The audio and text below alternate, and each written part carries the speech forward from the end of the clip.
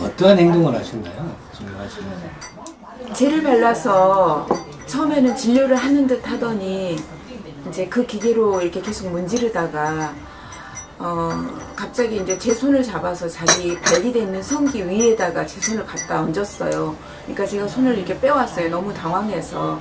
그랬더니 한없이 기계를 밑으로 이제 계속 내려가는 거예요. 처음에는 팔꿈치로 음부를 계속 자극을 했어요.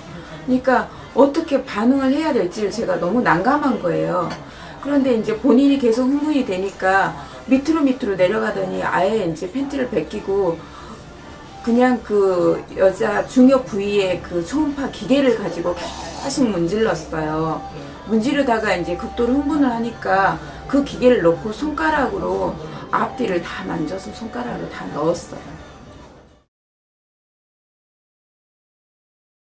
안 좋아하실 때 위경련이 심해서 갔어요. 근데 이제 가셨는데 내용을 보면 네. 이제 예약도 안 고 갔는데 이제 병원에 들어가서 이제 바로 위내시경을 하러 이제 갔다는 내용인데 간호원한테 접수를 했는데요. 이제 평소에는 원장님 면담을 하고 저의 이제 그 아픈 상태나 이런 것들을 보고 이제 다른 때 같으면 심하지 않으면 약만 처방을 해주신다던가 아니면 많이 심할 것 같으면 권해서 내시경을 하든가 그러는데 면담하지 않고 바로 간호사가 저를 수면 내시경실로 데리고 가서 마취를 바로 했어요. 병원에 가셨는데 바로 내시경을 해달라고 하셨습니까? 위가 아프니까 내시경을 한번 해봐야겠다는 마음으로 갔지만 결정은 간호사가 초음파는 네. 어떻게 하게 되셨습니까? 초음파는 제가 마취가 덜 깬 상태에 그 수면 내시경을 하고 이동형 침대에서 회복실로 바로 옮겨져서 입구에 있었어요. 회복실 입구. 그런데 그 침대에 그대로 누워 있는데 왔어요. 와서는 마취가 아직 덜 깬 것 같은데 어떠냐. 그래서 지금 몽롱하고 어지럽다. 그랬더니만 이렇게 신발을 찾아서 신겨주면서 이쪽으로 가자고 해서 저는 그냥 아무 명분도 모르고 그냥 따라간 거예요. 근데 제가 의지로 제 몸이 움직여지지 않았어요. 그러니까 거의 부축한 게 아니라 거의 껴안다시피 해서 저를 데리고 진료실로 저를 데리고 간 거였어요. 데리고 가더니 이제 그 제가 이혼 전 남편의 그 후배였어요. 근데 12월에 그 상을 당했어요. 애들의 할머니. 근데 그때 거기를 조문을 못 갔다. 그러니까 못 가서 참 미안한 마음이었겠죠. 그러니까 미안하다 이런 말 안 했지만 못 갔다. 초음파를 좀 하자. 그래서 진료하시면서 얘기하시면서 진료하시면서 초음파 하시면서 초음파 할 때는 다른 때는 이렇게 어느 부위 여기가 이 부위입니다 이렇게 얘기를 하는데 그날은 흥분해갖고 그런 설명이 없었어요. 설명도 그냥 이렇게 예, 기계로만 찍다가 그냥 너무 흥분해가지고 너무 그 표정을 그러고 나서 어떻게 정도가 그래서 제가 이제 너무 당황스러워가지고 화를 내고 제가 그랬어요. 존경하는 원장님이고 나는 아파서 온 환자인데 왜 이런 짓을 하느냐. 그러니까 이제 입을 맞추면서 한번 해보고 싶다. 한번 넣어보고 싶다. 이런 얘기를 하면서 이제 너무 자기가 당황스러웠는지 막 왔다 갔다 하더라고요. 이제 멈추고 그러더니 이제 옷을 갖다 준 거예요. 자기가 이렇게 이성을 찾으면서. 근데 정말 그런 모습은 상상할 수 없는 이상한 행동이었어요. 얼굴이 너무너무 빨갛게 변해서 숨도 제대로 못 쉬고요. 굉장히 그 숨소리마저도 이렇게 가빠가지고 이성을 다 잃은 사람이었어요. 어떤 검사를 하셨나요? 일단은 이런 그 사실 확인에 대해서 진술을 했고요. 그 다음에 채취를 했어요. 쥐라고 학문에서 그 이제 제가 이제 그런 데를 다 유사성행위를 당했다고 하니까 이제 면봉으로 해서 이제 그런 채취를 거기에서 하고. 예.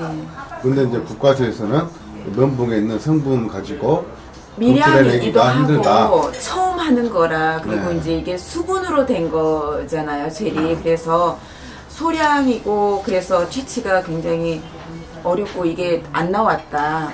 지금 경찰에서는 무혐의로 검찰에 넘겼다는 얘기죠? 혐의 없음으로 넘겼다고 그러죠. 네, 하셨어요. 그걸 어떻게 알게 되셨어요? 전화해 보신 거예요? 담당 경찰이 검찰로 넘어가는 날 전화가 와서 얘기를 해주셨어요. 합의를 하자고 네. 몇 번 오셨다는 얘기인데 네, 그 네. 부분에 대해서 좀 설명 좀 해주세요. 8월 5일 날 사고가 있어서 신고를 했고요. 6일 날 300지로부터 전화가 왔어요. 세 차례 전화가 왔고요. 만나자.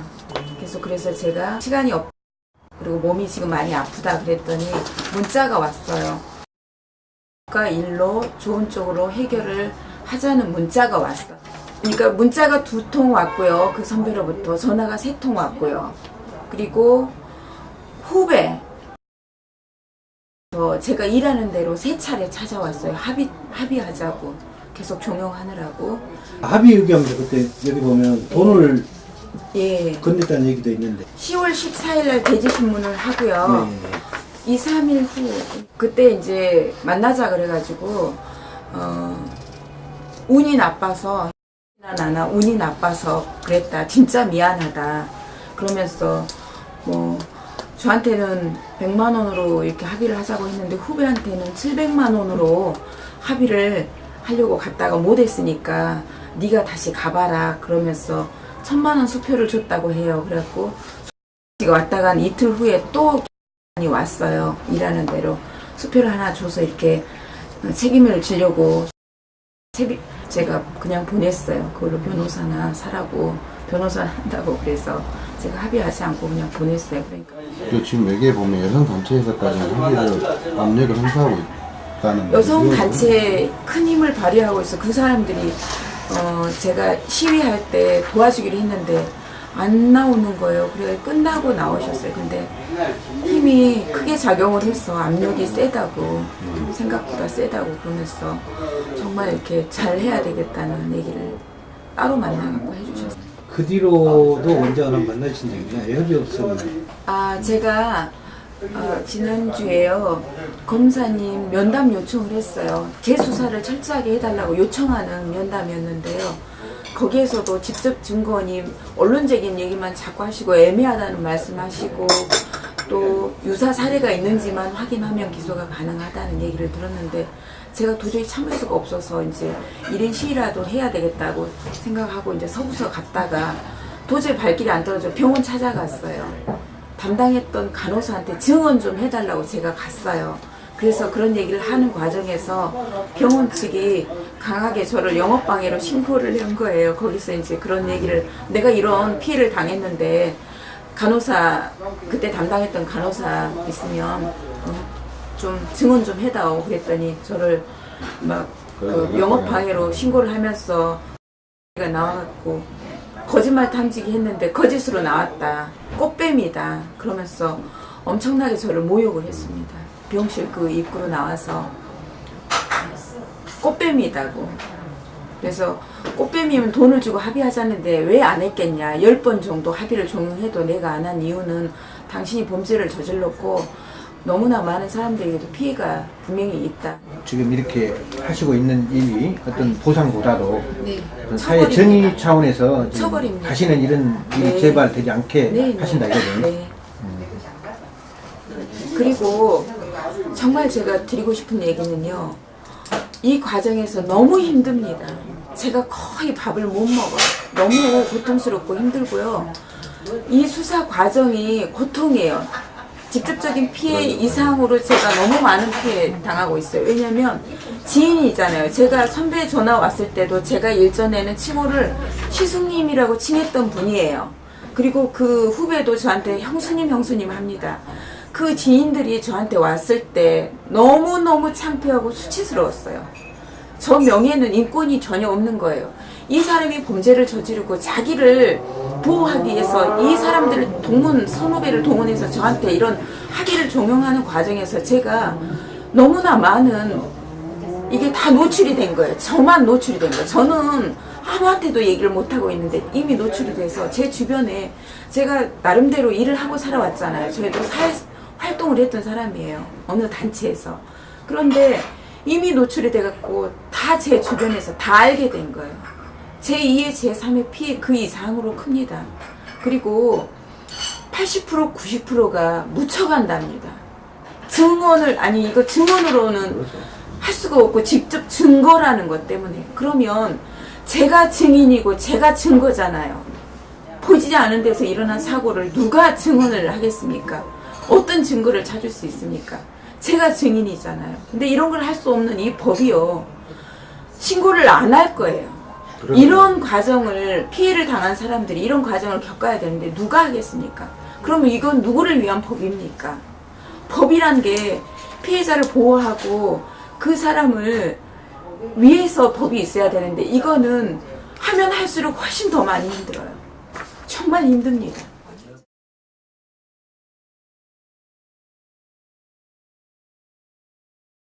내시경 한 상태에서 왜 초음파를 하시는 겁니까? 초음파 하신 경위가. 이제 뭐냐면 저는 이거는 몰랐으면 그 남편이 제 사기 선배예요. 그 작년에 지금 몇 달 전에 작년 겨울입니다. 그래서 그때 성명당했는데 제가 못 가봤어요. 그때 못 가봐서 미안해서 그냥 오늘 검사한 거랑 초음파랑 그냥 해주겠다고 그랬어요. 그래서 하게 된 겁니다. 내가 가서 한번 해봅시다 하고 한 거예요. 경찰에서 이제 명령 받았고 그런 상태고 저는 이 일로 해서 지금 피해가 굉장히 많습니다. 그래서 티켓도 서있고 오시는 분은 몇 명이냐고 이렇게 피해를 보고 있는데 이제 그 어떤 수사들로서 근자한테 시장이 이제 그 의사 강간을 해가지고 뭐 전리를 맞춰서 이제 돈 받아 집중에 넣었으면 안 되겠다는 거거든요. 근데 이제 이런데 옷에 이런 데서는 이제 저희가 나왔지만 빠락스도 나왔습니다. 거기서는 안 나오는 걸로 제가 합니다. 그래서 그런 것들 때문에 이제 제가 위험이 이렇게 되는 거거든요. 그래서 선생님께서는 이제 면담을 또 하셔야 될 의무가 있지 않습니까? 네. 그러면 이제 그때 당시에 면담을 하시고 나서 이게 지금 마시고니까 안 했어요. 안 하신 이유는 뭐 특별하게 있나요? 그냥 그때 그냥 한 달에 있으면 공범이 한 달에 있어 막 직원들 쪽에서 하고 그런 것 같은데 그냥 그런데 이런 제가 먼저 갔었네. 장례 참석을 못해서 이제 어떻게 보면은 고마운 마음으로 왔을 거 아닙니까? 네. 그때 나갈 때 네. 표정은 어떻습니까? 여기서 나갈 때. 여기서 나갈 때요? 여기서 이제 내가 끝날 때 좀 기분 나쁘더라고요. 왜 기분 나쁘다고? 끝날 때 여기서 앉아서 할 때 자기가 이제 아랫배 때 난소에 흡연 2개 있고 꼬리뼈가 아프다더라고요. 꼬리뼈가 아프다고 그랬어요. 근데 하여튼 여기서 검사를 다 하고 여기서 설명도 듣고 약도 처방해갖고 갔습니다. 근데 여기서 근데 식당 소리가 났으면 직원들이 또 쳐왔을 거 아닙니까? 근데 그러면 혐의가 없는데 형사가 왜 합의를 벌어? 그 사람이 이런 시사를 하잖아요. 그러면 우리나라 법은 지금 집시법이 분명 자기가 주장을 하면 한 달 동안 이렇게 앞에서 시위를 할 수 있잖아요. 그러면 원장님이 했든 안 했든 간에 그런 피해를 볼 수 있잖아요. 사람들은 아직 결과는 안 나왔어도 그 사람이 어떤 이런 문구를 들고 서 있으면 나중에 결론이 좋게 나더라도 피해는 일단 저희가 보는 거잖아요. 그러니까 이런저런 피해 비용에 봤을 때 저 사람이 원하는 것을 어느 정도 더 줘버리면 이런 피해가 없을 거다 그런 의미였어요.